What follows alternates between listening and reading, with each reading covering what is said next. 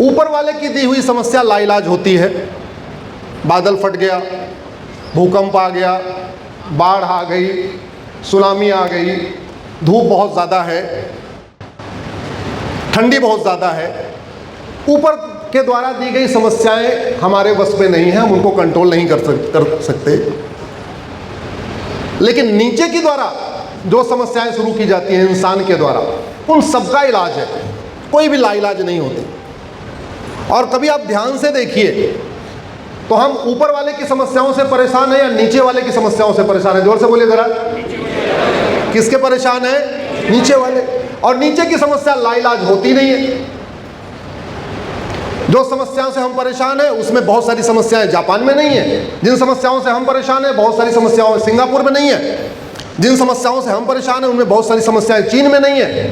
तो अगर आप देखिए समस्या के हिसाब से देखिए तो भारत की कोई भी समस्या लाइलाज नहीं है और भारत की कोई भी समस्या विश्वव्यापी नहीं है। दूसरी बात, आचार्य मनीष जी सामने बैठे हैं, सामने भी बहुत सारे डॉक्टर बैठे होंगे। बीमारी की चर्चा करने से बीमारी ठीक होती है क्या? जोर से बोलिए जरा। बीमारी कब ठीक होती है? दवाई देने से। और डॉक्टर अच्छा हो लेकिन दवाई गड़बड़ हो तो बीमारी ठीक होगी क्या? जोर से बोलिए जरा। बीमारी ठीक होती है अच्छी दवाई से। डॉक्टर अच्छा बुरा नहीं होता। अच्छा बुरा क्या होता है? दवाई। क्योंकि शरीर में डॉक्टर जाता ही नहीं है। शरीर में क्या जाता है? Tablet, injection, vaccine. अच्छी बात यह है पिछले 10-12 सालों में ऐसा बदलाव आया भारत में कि कम से कम अब बीमारी की चर्चा होने लग गई। नहीं तो पहले बीमारी की चर्चा ही नहीं होती थी। पहले लोगों को पता था ये समस्या, ये समस्या, ये समस्या, ये समस्या, लेकिन उन समस्याओं के बारे में भी बात नहीं करते थे।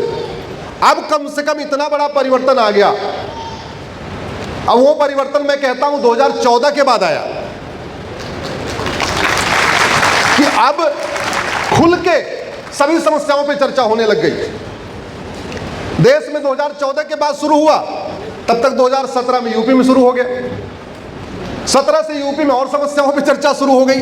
अब कम से कम ऐसा समय है, एक ऐसा माहौल है कि हम बड़े आराम से खुल के सभी समस्याओं पे चर्चा करने लग गए। लेकिन अब इसके बाद क्या?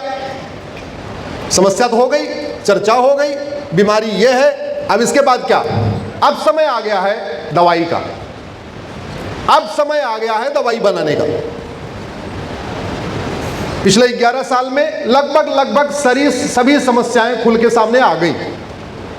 जैसे एक समस्या मैं बताता हूं, मेरठ की डेमोग्राफी बदल रही है कि नहीं? जोर से बोलिए जरा। अब हम सुबह से शाम कहें मेरठ की डेमोग्राफी बदल रही है, बदल रही है, बदल रही है, तो जो डेमोग्राफी बदल रही है रुक जाएगी क्या? जोर से बोलिए नहीं। अब समय आ गया है कि मेरठ की डेमोग्राफी जितनी बदल गई, आगे ना बदले, इसके लिए क्या करना है? मेरठ की नहीं, भारत में 28 राज्य हैं, 8 केंद्र शासित प्रदेश हैं, टोटल हो गए 36 में से 9 राज्यों की डेमोग्राफी तो पूरी तरीके बदल गई है। भारत में 800 जिले हैं, 800 जिलों में से 200 जिलों की डेमोग्राफी पूरी तरीके बदल गई। मेरी पीआईएल चल रही है सुप्रीम कोर्ट में। भारत में कुल 6000 तहसीलें हैं, 6000 तहसील में से 1500 तहसीलों की डेमोग्राफी पूरी तरीके बदल गई है। भारत के बॉर्डर पे 92 जिले हैं, 92 जिले हैं, उन 92 जिलों की डेमोग्राफी बहुत तेजी के साथ बदल रही है। भारत के बॉर्डर पे कुल 300 तहसीलें हैं, उन 300 तहसीलों की डेमोग्राफी बहुत तेजी के साथ बदल रही है। लेकिन मैंने बता दिया, आपने सुन लिया, इसके बाद क्या? अब हमें इसके बाद चिंतन करने की जरूरत है। क्यों? क्योंकि एक बात मैं कह देता हूं, ये जो डेमोग्राफी में बदलाव है उसका सबसे बड़ा परिणाम आएगा इस भारत के संविधान के ऊपर। जिस तेजी के साथ डेमोग्राफी बदल रही है, ये भारत का संविधान खतरे में आ रहा है, धीरे धीरे खतरे में आ रहा है। इस डेमोग्राफी बदलाव जिस तेजी के साथ हो रहा है उससे डेमोक्रेसी को बहुत बड़ा खतरा है। ये डेमोग्राफी में जो बदलाव आ रहा है उससे भारत की सेकुलरिज्म को बहुत बड़ा खतरा है। धर्मनिरपेक्ष स्वरूप को बहुत बड़ा खतरा है। ये जो डेमोग्राफी में बदलाव आ रहा है वो भारत की संस्कृति को खतरा है, वसुधैव कुटुंबकम के विचार को खतरा है, नारी तू नारायणी के विचार को खतरा है, सर्व मंगल मांगल्ये शिवे सर्वार्थ साधिके के विचार को खतरा है, सर्वे भवन्तु सुखिनः सर्वे सन्तु निरामया के विचार को खतरा है, जननी जन्मभूमिश्च स्वर्गादपि गरीयसी के विचार को खतरा है। इसलिए मैं कह रहा हूं, अपने नहीं लिए नहीं तो कम से कम संविधान बचाने के लिए जागो, उठो, बोलो, सब लोग बोलो। आप सारे आ गए हैं, आपको नहीं कह रहा हूं, आप तो यहां आए ही हैं, पूरा हॉल भरा हुआ है। मैं सभी आने वालों को भी दंडवत प्रणाम करता हूं, इस कार्यक्रम में लगे सभी कार्यकर्ताओं को दंडवत प्रणाम करता हूं, आयोजकों को दंडवत प्रणाम करता हूं, गुप्ता जी को धन्यवाद देता हूं, इतना भव्य आपने कार्यक्रम रखा हुआ है। अब इसकी शुरुआत कैसे होगी? अल्टीमेटली भारत किससे चलेगा? संविधान से। भारत के संविधान की पिछले 75 वर्षों में बहुत गलत व्याख्याएं हुई हैं।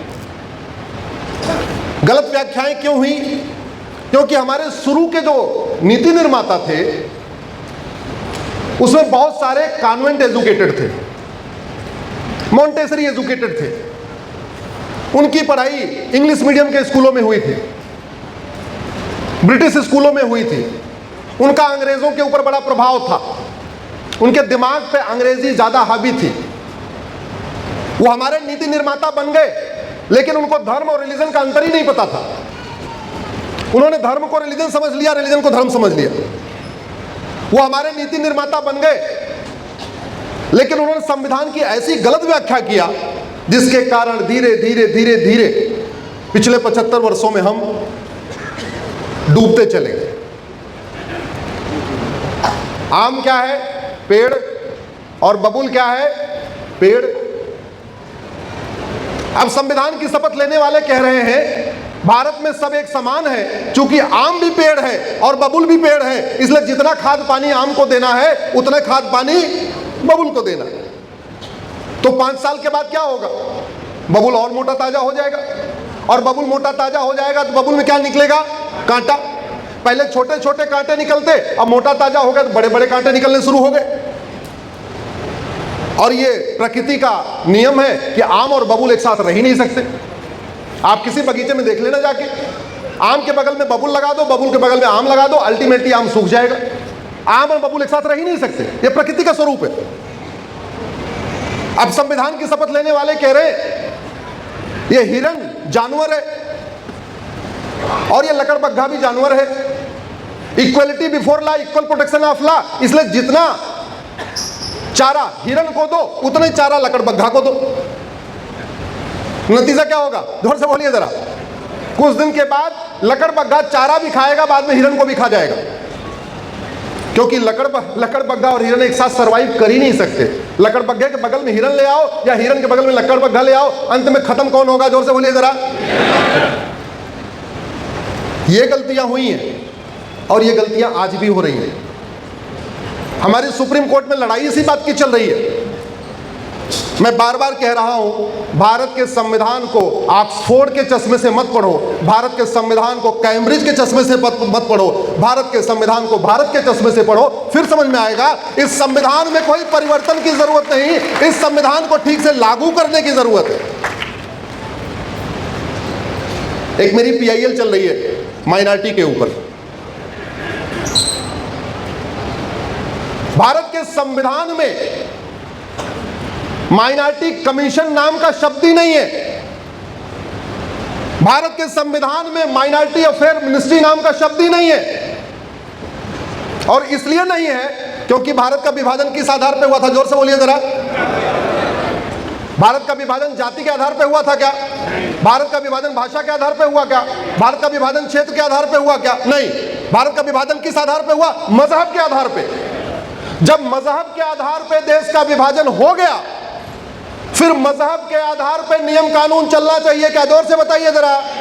मजहब के आधार पे वक्फ बोर्ड, वक्फ ट्रिब्यूनल होना चाहिए क्या? मजहब के आधार पे आयोग और मंत्रालय होना चाहिए क्या?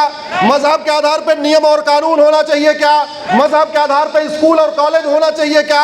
मजहब के आधार पे लोन और वजीफा होना चाहिए क्या? नहीं। और भारत का संविधान भी इसकी इजाजत नहीं देता।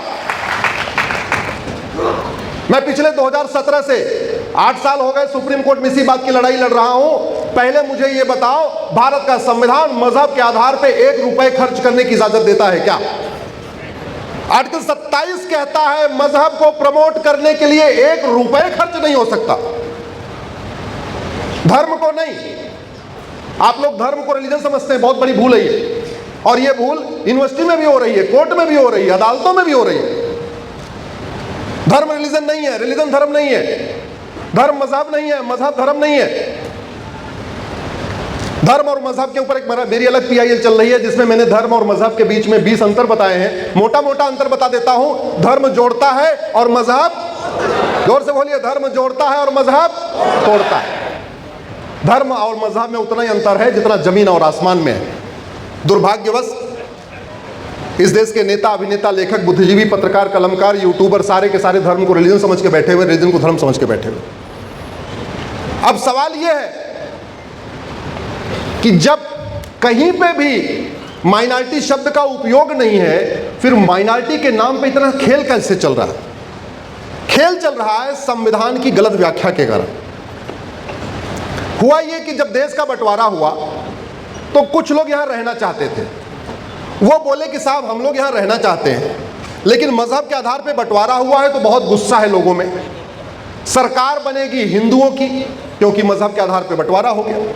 कल को पूरे देश की सरकार हमको त्योहार न मनाने दे, हमें अपना कल्चर न फॉलो कर दे, तो हम क्या करेंगे? हम यहाँ रहना चाहते हैं लेकिन हमको इतनी गारंटी दे दो हम अपना त्योहार मना सके। तो बोले ठीक है, आर्टिकल 29 तुम्हें अपना त्योहार मनाने का अधिकार है। बोले साहब सारी सरकारें हिंदुओं की बनेगी, मजहब के आधार पर विभाजन हो गया, गुस्सा है। कल को मान लो हमको भी कुछ स्कूल कॉलेज खोलने का मन करे तो हम कैसे खोलेंगे? सरकारें तो हमें खोलने नहीं देंगी। तो बोले ठीक है, आर्टिकल 30 तुम अपना एजुकेशन इंस्टीट्यूशन भी खोल लेना। ये मैं संविधान निर्माताओं की बात कर रहा हूं। आर्टिकल 29 में कहा अपना त्योहार मना लेना, आर्टिकल 30 में कहा अपना स्कूल और कॉलेज खोल लेना। लेकिन उसके पहले 2 आर्टिकल में क्लेरिफिकेशन भी दिया कि बाद में कहीं खेला ना हो जाए।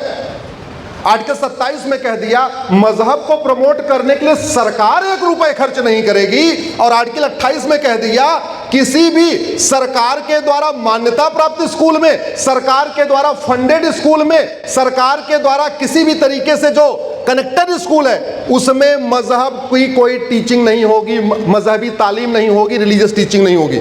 फिर आप ध्यान रखिएगा, संविधान धार्मिक शिक्षा पे रोक नहीं लगा रहा है। संविधान किस पे रोक लगा रहा है? Religious teaching.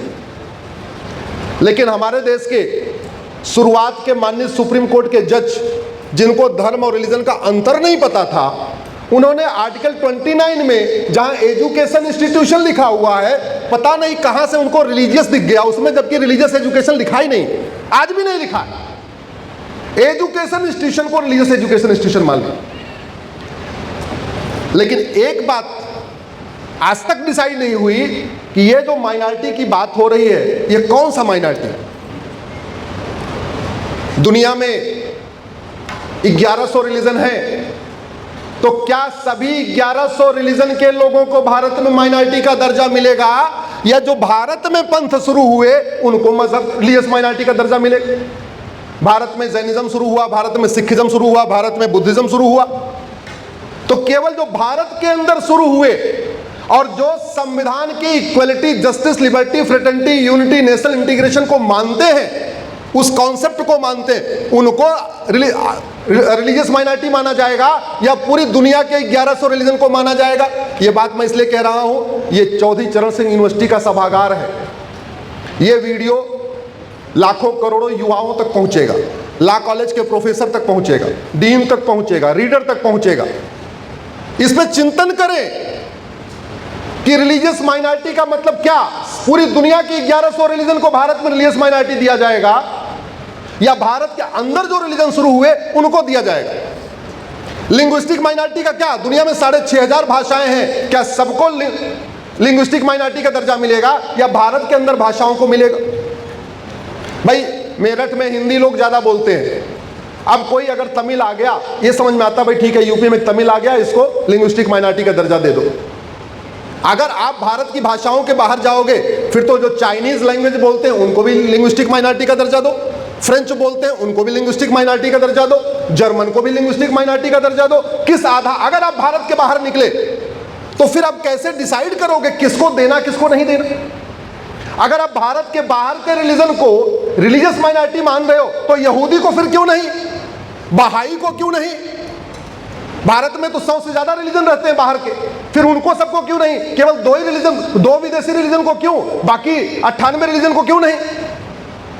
इस पे चिंतन करने की जरूरत है। और एक बार चलो हमने दे भी दिया तो पहली बात तो यह भी तय हो जाए, नेशनल लेवल पे देखा जाएगा, स्टेट लेवल पे देखा जाएगा या डिस्ट्रिक्ट लेवल पे देखा जाएगा।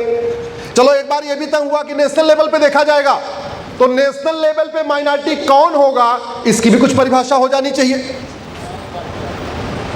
माइनॉरिटी जानते हैं यूएन की डिफिनेशन क्या है?